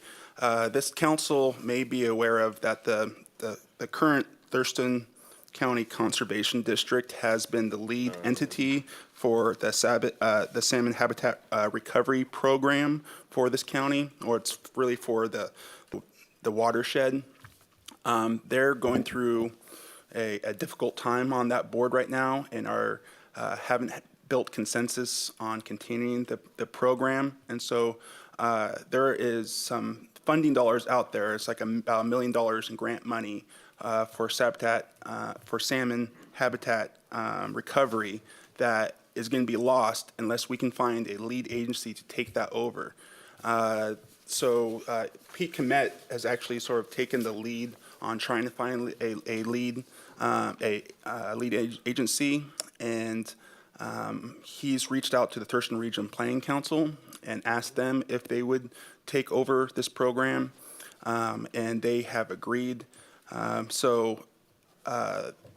What this would require is a letter from us requesting that the Thurston Regional Planning Council be the lead agency for this, so they can apply for the funds that are out there. This is really a request from the state board, it's Conservation District Board, and so what I'm looking from this council is sort of a head nod that Lacey would agree to appoint the Thurston Regional Planning Council to do this, and then we'd write there's a letter going around that I think the City of Olympia and Tumwater have already signed. And we don't have to make them. They've indicated they intend to appoint TRPC, and then they follow with a letter. At some point, a resolution would be needed. So So this is just starting the process. We're under a deadline here. It's pretty quick that this needs to happen, and so at our last I think 3 cities meeting, this was brought forward, and I said I'd bring it by this board and our council. And is there any comment on allowing Thurston Regional Plans? Sounds like a good idea. I think it's an excellent idea, and I certainly am all for it, particularly if it helps with salmon habitat. My only question is, this is the first we're hearing about it. Are we going to get more information before we're taking a vote on something? So this is just to really start the process. It's not about. Yeah, this is just sort of a head nod saying, in principle, do we agree? A resolution will come back before us and we'll give you some more information at that point. Right. Yeah. An enthusiastic head nod here. Yeah. I think it's a real shame that money that could have helped with salmon recovery is in jeopardy. In jeopardy, totally. So, thank you. I would add, this has been somewhat publicized in our local paper, the Olympian, about just the Conservation District and having some of the issues in terms of functioning as a governing body and actually taking on the role as the lead entity for salmon habitat. And to such a degree, the state has got involved and is concerned that they'd lose the grant funding that would typically go to them. And so I think there's just been discussion in local circles, well, how do we save those dollars? And if the Conservation District can't fulfill that role, then we need to find a replacement for that. Well, TRPC would seem the most logical. Yeah, they're willing to do it, so it just makes sense. Do you visualize this being a temporary situation until the board gets its act together again? Well, or that's yet to be determined. Okay. I imagine this will be for the foreseeable future. The Conservation District has other obligations. This is a percentage of what they do, but it's not all they do. So, right. Okay. If you lost $1 million, and then you lost another $1 million, pretty soon you'd lose lots of money. Yeah, that's great thinking. Are you looking for a bobblehead nod or a tip of the hat? No, I think I got it, and so I will send on our support, and we'll get a letter going, and then a resolution will be in front of us at future consideration. So that is my report. Now on to the city manager's report. Honorable Mayor and City Council, we have a couple items before you. The first one is the North Thurston Public Schools Joint Use Agreement, and Parks Director Jennifer Burbidge is going to provide that report. Okay, thank you. Good evening again. Before you is the updated supplement to the joint use agreement, like City Manager Spence said, regarding cost sharing of facility maintenance and operation. So the recommendation tonight is to approve the revised joint use agreement between North Thurston Public Schools and the City of Lacey, and authorize the City Manager to sign the agreement. A little bit of background, and I actually distributed the original joint use agreement right before the meeting here. So a joint use agreement between the city and North Thurston Public Schools for the purpose of joint use for indoor and outdoor facilities for programs for both agency has been successfully implemented since May of 1974. Facilities used and programs offered to students and citizens under this partnership has resulted in efficient use of tax dollars. Since 1974, the city and the district have entered into 3 supplemental agreements. One in 1981, one in 1987, and then another in 2015. So the pattern now is to revisit every 2 years on the even year before school starts. And as we discussed at the work session, at General Government Committee, the supplemental has 3 main items. So if you go to the first attachment, that's the supplement to the joint use agreement. The biggest change is the removal of the section regarding, that previously existed from the 2015 regarding the Nisqually fields. It's no longer applicable, so that has been removed. There's 3 main sections of the supplemental. The first calls for an agreement for pool operation. The second calls for agreement for athletic field operation. And the third shows that the district allows the city to distribute our quarterly recreation guide. So that's 4 times a year, which is extremely helpful in getting the program information out to the community. So if you go to the next attachment, that's the agreement for pool operation. There's been no change. The dollar amount, which is $105,000 per year, that's the same as the last 2-year period. So the only change on that one is the dates. It's now from 2018 till 2020. And then the last attachment, the agreement for athletic field operation, that's simply documenting what's already been done. So that's what you have before you. And just in closing on this one, the advantages, the partnership has served our residents very well in the past. And it's extremely beneficial to continue the partnership to provide efficient delivery of much needed valued programs and facilities to the public. Also just the wellness aspect of athletics and aquatics.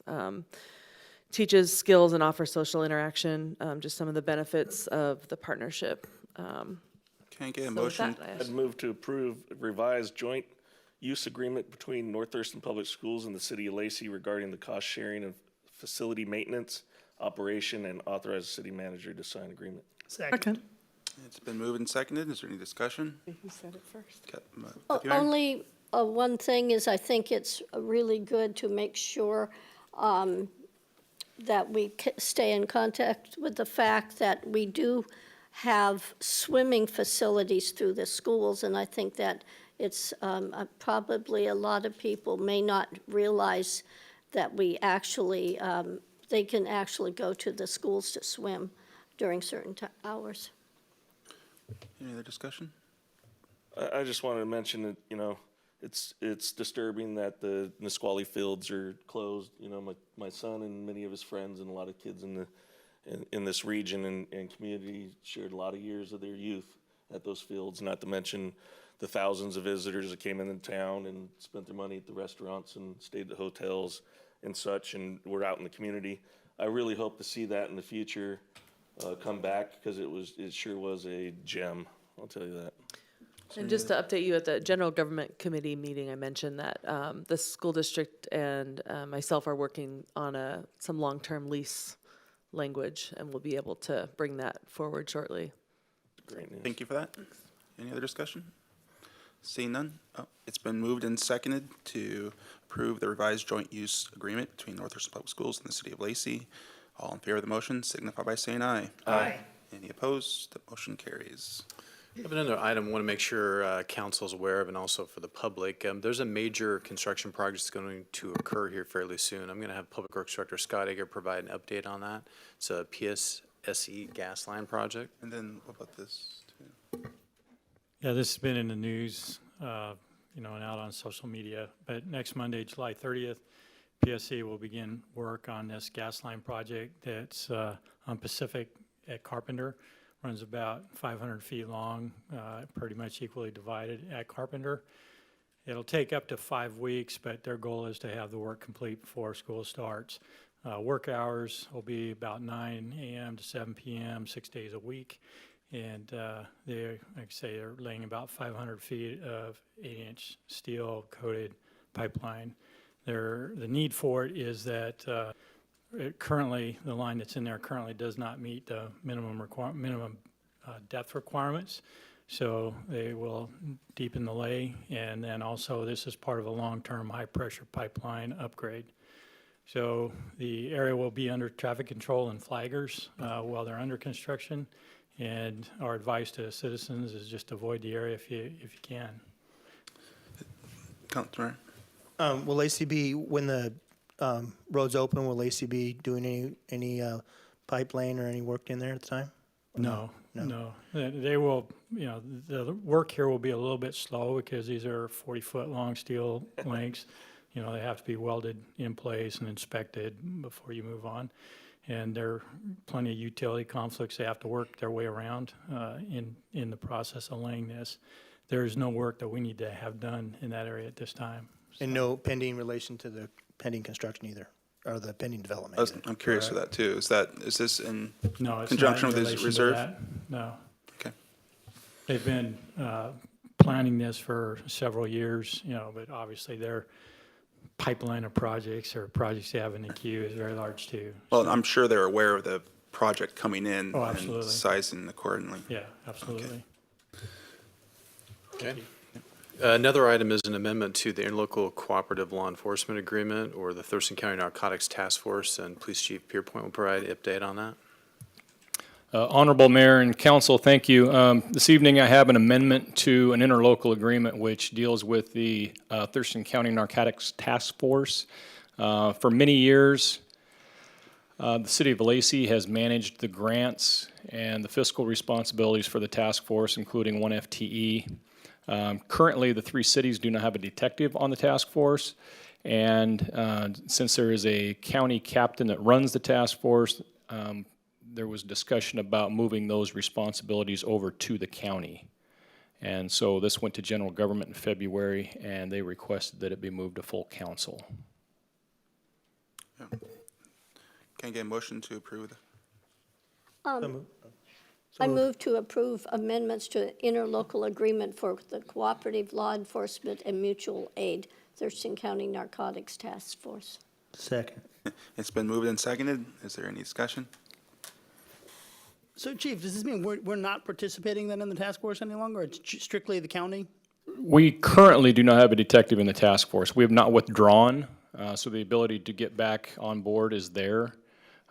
Resource-wise, the 3 cities were all kind of struggling with staffing, and as the numbers went down, I did not feel like replacing a detective that rotated out.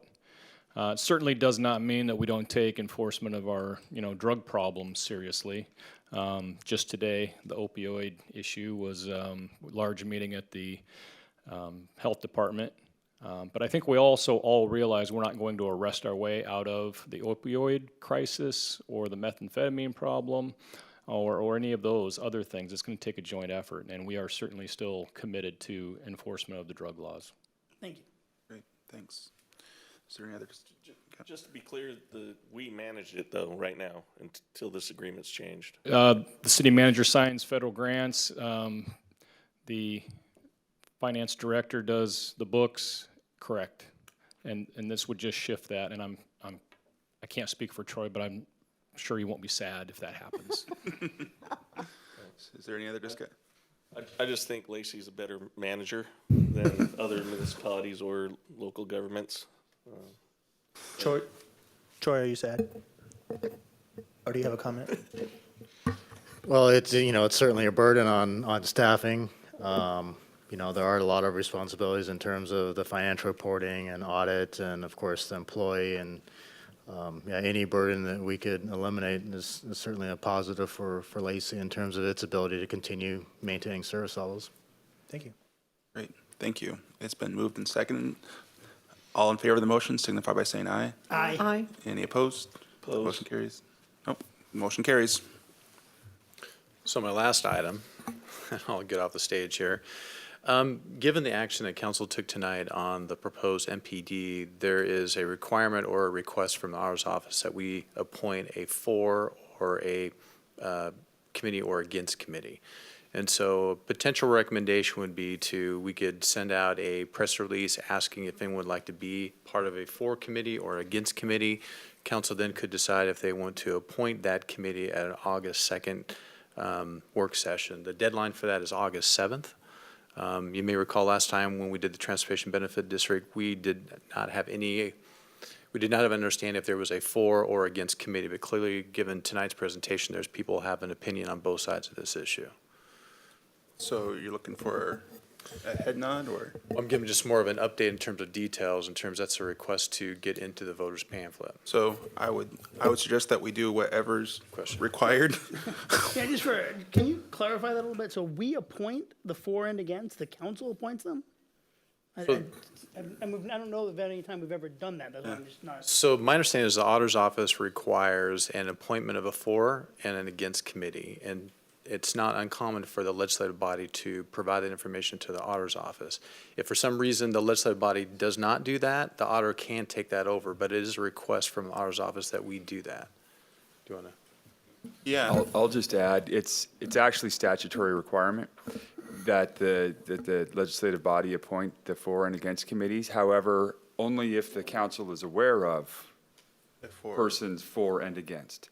And if the council does not appoint a for and against committee, then the auditor's office would take that burden upon themselves. And that's what happened last time with the Transportation Benefit District. We didn't know about we didn't do it, and so they went out and asked, and nothing happened, and so no one said for or against, and that's how it happened. So basically, we advertise for it, and if we don't get any response, fine. If we do, then we appoint. Yeah, well, Okay. then recognize the for and against, and Interesting so Deputy Mayor. So those that spoke against that obviously would be good to be, at least throw their hat in the ring, but did they put their address or phone numbers on the?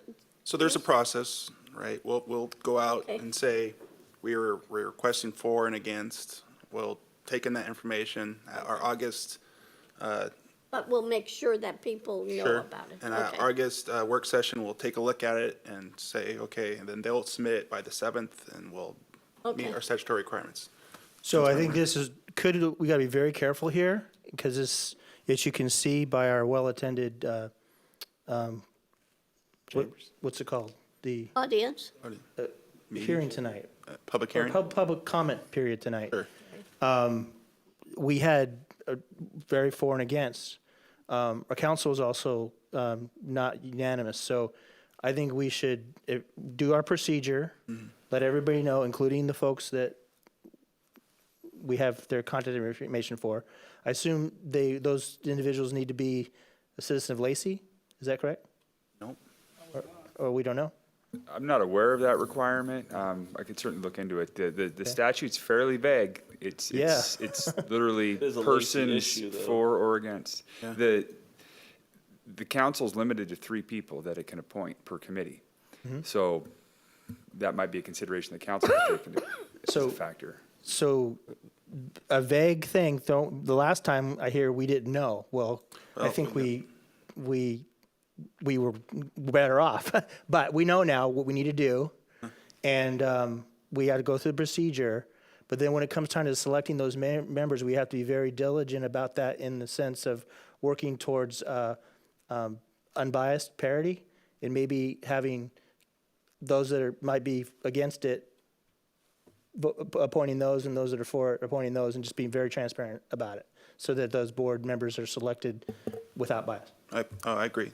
Councilmember Cox. What I have is more of a question than a comment, and that is, Dave, can you tell us what the exact function of these committees are? Is it to do anything more than develop the pro and con statements for the voters' guide? For the voters pamphlet. Yeah. Right. Correct. So they have no other campaigning For or? the production of those 2 statements. Right, And there's, the auditor's office direction has pretty clear direction for them right. and what the requirements are for the preparation of those statements. Okay, I thought as much, but Councilmember Stebbins. I believe there should always be a for and against, but this is specifically a Lacey issue. I think that anybody on these committees should be Lacey residents. We should, make choices for ourselves. Yeah, well, I agree, and we can talk about that. We'll go through the process. We'll solicit on our next work section, we can go over that and we'll have the discussion then and appoint the committees. Sound Again, good? I know the timeline's compressed, but the deadline's the 7th. I mean, it is what it is. Got it. Okay, okay. That's your report? That's it. So next up is the Standing General Committees, the Utilities Committee. Councilmember Young? The Utilities Committee met on July 2nd, 2018, and bear with me because it was a long meeting. We were given an overview of the sewer lift stations. The city has a total of 48 lift stations, and there are 23 submersible pumps, 4 wet-dry well stations, 6 priming systems, 15 step stations. The city's electrical cabinet shop houses the controls, which run most of the lift station functions. Not every city has this type of setup, and it saves Lacey a lot of money, so that's good. We then had a discussion on utilities meter tampering. Council had also discussed this at a past work session. I don't know if you guys remember that. And then we discussed it again at a utilities committee meeting. There are concerns about creating a fine for something that is already a crime. The fee at the time was a $200 fine for damaging city property. There can't be different penalties for the same conduct. If this conduct is decriminalized and changed to an infraction, the city of Lacey can collect penalties without court involvement. But this still requires evidence against the person who made the infraction and would require a city investigation and utilize city resources in order to prove the infraction. One of the disadvantages of changing a crime to an infraction is that it sends a poor message, as if we are downgrading the offense and could in effect cause more violations. Staff does not recommend changing this crime to an infraction. The committee was then briefed about the 400 pressure zone storage improvements. During the 2016 annual inspection of the 4 million gallon Hawks Prairie Reservoir, there was corrosion discovered, which will require certain repairs on the coating and roof connections. This means the reservoir will have to be taken offline. The 400 pressure zone cannot provide sufficient fire suppression volume in northern Lacey while offline. One of the recommendations is to construct a 1 million gallon sister standpipe at the Hawks Prairie site. The total budgeted cost for construction would be $4.5 million. Staff will hire a consultant in 2018, conduct the design of the project in 2019, and complete construction by 2021. The new submersible pipe will help avoid drilling a new well. There is no guarantee that if you drill a new well, it will stop the corrosion problem from happening again. And then lastly, the committee then discussed an annexation project. The city of Lacey received a notice of intent to commence annexation proceedings for the Meadows planning area off Steilacoom Road Southeast, filed by Frank Evans of Narrows Real Estate, Inc. Council can modify the boundaries to include Ostrom's Farm, the Rack, another fire station, and Nisqually Middle School. The proposed area would increase to 10 additional parcels and 259 acres. The taxable assessed value for the expanded area is over $10.5 million. Police services would increase to roughly 1,000 calls in the area every year. 200 are associated with the mobile home park. Lacey Police would need to expand its school resource officers program to include Nisqually Middle School. Staff recommends moving the proposed annexation to full council in order to increase city ownership, control zoning, and many other benefits of annexation. It is also an area the city had already wanted to annex for a long time. This is typically an applicant-led process, but the city will prepare this petition ahead of time because of its ownership in the area. And that's my report. Yes. That's great. That's really good news. That's great news, yeah. But just to be clear, I was in that meeting. It was a long one. It was a good one, though. But the annexation process was a 60% owner Yes, this method? is the 60% petition method. For the first step is a petition submitted by 10% of the ownership, which was satisfied by the mobile home park ownership. And then as we look at that, we could just go forward with that particular property, but with the opportunity to look at the regional athletic complex, the city-owned property, here's a method to be able to take in a smaller portion of our growth area, but also be able to gain ownership of the rack. So we just recommended that by taking in the public properties, including the school district and fire district 3, there's a possibility to have 60% made up of those properties to take in all that area. I'm sure the school district know about this. I think people would understand better with that information. And so the next step would be to go to the full council at a public meeting to review the request or expanded area, and then authorize, either approve to go out and gather those signatures or decline the petition. So I'm sure the school district hasn't discussed this yet? So we're in the process of contacting both fire district and school district personnel, so they can start communicating in their decision trees as well. Well, we know the fire district would love to do it because they've been trying to ask us to do it for a long time. Yeah, and I would think the school district would likely be, supportive as well. Yeah, because, it's And school anything we officer. could do to actually get the rack to be in the city limits would be fantastic. That would be great. Great, that's really good news. I mean, I'd heard the background, like, there was discussion of it. I didn't know it actually gone forward, so it's really good. So, and that's your report? Yes, that's it. Great, thank you. So next up is boards, commissions, committee reports, and I'm up first, and I do not have a report. So Deputy Mayor. So, actually, I've already reported out on Lot and Orca last council meeting, and JASCOM doesn't meet in July, so I have no report. Yay. I have no report. Councilmember Greenstein.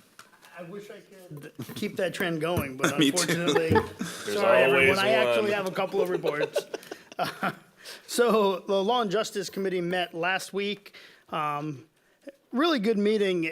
The primary focus of the meeting was talking about the Superior Court system actually hired a consultant to review how the process was working on criminal cases and trying to get better outcomes. And by better outcomes, meaning quicker to an equitable solution, was really kind of the goal. They've done some really good work. The consultants came up with 43 recommendations for improvement, and they're currently in the process of putting those improvements in place. I think they're making really good progress on it, and it very promising, but very early. So we'll see what happens. Chief, do you have anything? Chief was at the meeting as well. Anything you want to add to that? No, I just think some of the things they're doing to expedite cases getting through the system is good. That's always a frustration for everyone involved, including law enforcement, and so that's the takeaway I got from the meeting. Yeah, unfortunately, there are a lot of people sitting in jail actually waiting for trial for, extended periods of time, sometimes a year. So it's like really, and even now with the changes, so the changes started on June 1st for all new cases, but they have a backlog that they say will take them, 12 to 18 months to catch up even on the backlog still. And reducing continuances and those types of things that tend to clog the system. Sounds like both sides were agreeing to work on that more. Both defense and prosecution were there, and it kind of the concept is you set a date at the first hearing, and that date doesn't move, period. You find a way to get it done by that date, and no moving of the date. So if it works, it could be really good, could lessen a lot of the burden on the system and for everyone involved. It's been tough for police, the court system, prosecution, defense, and particularly those who are, charged with a crime but not convicted of anything yet, sitting in jail sometimes for a year. So, it's a big change. So that's the report on law and justice. Another committee which is not on my list, today was actually the first meeting of the Thurston County Opioid Response Task Force. So this is not a committee that I'm actually appointed to in any way.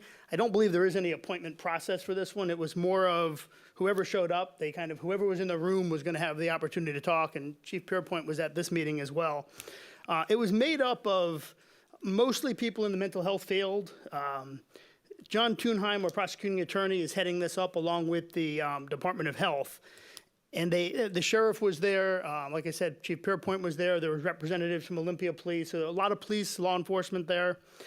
The idea behind it is to kind of come up with some goals, somewhat similar to what the state has done. But we have a serious opioid abuse problem in this county, in this state, actually in the country.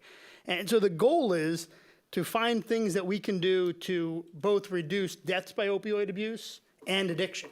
So kind of the 5 goals that they're starting with are preventing opioid misuse, treating opioid abuse and dependence, preventing deaths from overdose, using existing data, enhancing data collection efforts to detect opioid and other illicit drug use, and identifying and implementing innovative strategies to reduce the risk. Like I said, today was the first meeting, and kind of the gist of today's meeting was to get a better look at the whole situation and what the problem is, and then to look at who was in the room and who needed to be in the room that wasn't there. From the elected side, I believe I was the only city representative there. We had a couple of the county commissioners, and like I said, the sheriff and the prosecuting attorney, but I believe that's the only electeds that were in the room. Serious problem that's going to take a lot of work, but I think it's good that they're starting it. I think it's important work to be done. Yes. Chief, anything you want to add to that?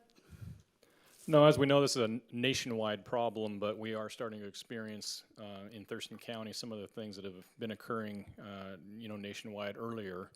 And it's, once again, as I said earlier, we're not going to arrest our way out of that problem, but it is going to take an approach from all. And there was someone in the room today that even talked about, prescription and the need to reduce the amount of prescriptions being doled out, especially to kids. And I think I've heard that before. Yeah, there was actually a dentist as part of the group that was there today, and surprisingly to me anyway, a lot of the opioid abuse problem is starting at the dentist's office. It's starting with kids, teenagers, who are getting their wisdom teeth removed and being given, opioids for the pain, and that going on. And there's a lot of examples. I mean, there was some discussion about orthopedic doctors who tend to give, they do a knee replacement or something where there's a lot of pain. They give, a lot of opioids out for those kinds of things. So, not necessarily the cause or the start for everyone, but the vast majority of those who have opioid addiction are starting with prescription drugs that are given to them by a doctor. So, big problem. And we do have a prescription drug drop-off box here in Lacey. Yes. That was actually brought up as well, and the importance of that, because one of the other things that they've noticed a lot of the kids who are getting into these are getting them out of the medicine cabinet. So kind of the idea being, if you're done with your prescription, you have some left, you need to bring them to the drop box. You need to get rid of them, get them out of the medicine cabinet, so that they're not there for somebody else to take. So. And we typically take in over 2,000 pounds a year in that box alone. Wow, that's a lot. Yeah. Most people typically think, drug abuse being the, heroin user or self-inflicted, but you could be in a car accident. You could be, you could, have memory issues and not remember if you took your pills or not, so you take them twice. So all kinds of problems there. It can start with pills and prescription drugs, and then heroin typically is where it ends up because it's a lot cheaper and easier to get, unfortunately. Jeez.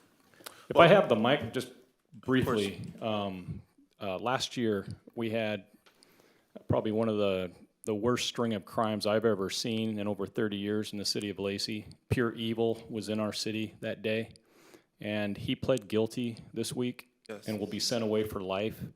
And I just wanted to thank all the officers from not only Lacey, but the other jurisdictions that were involved that day. That event affected them, it affected the community, and it affected that family probably forever. And that is a very good place for that person to be, is gone for the rest of his life. And I just wanted to say that.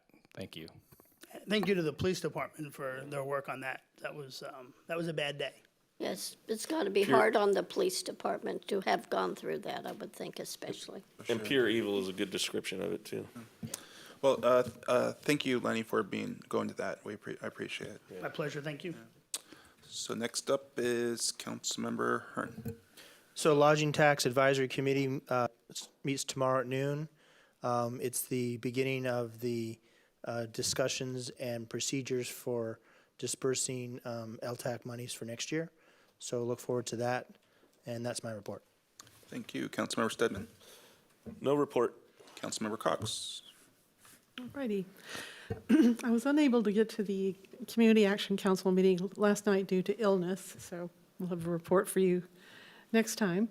Intercity Transit at our last meeting approved the route updates.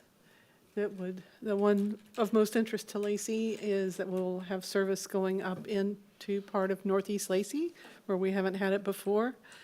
And for people who commute, we're going to have enhanced buses running up to Tacoma. At peak hours, they'll run every 15 minutes. So wow. That's great news for commuters.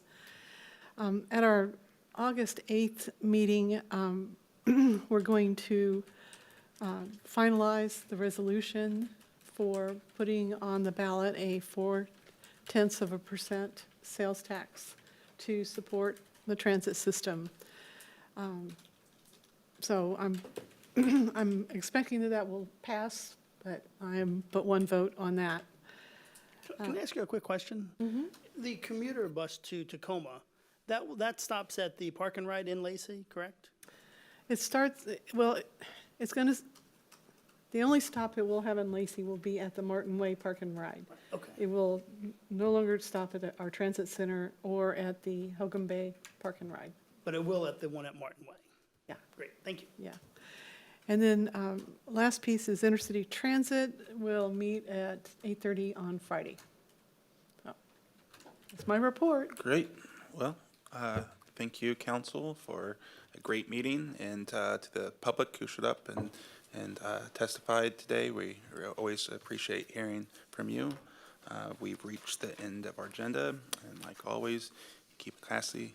You keep it classy, Lacey, and I'm gonna call this meeting adjourned and go get some sleep.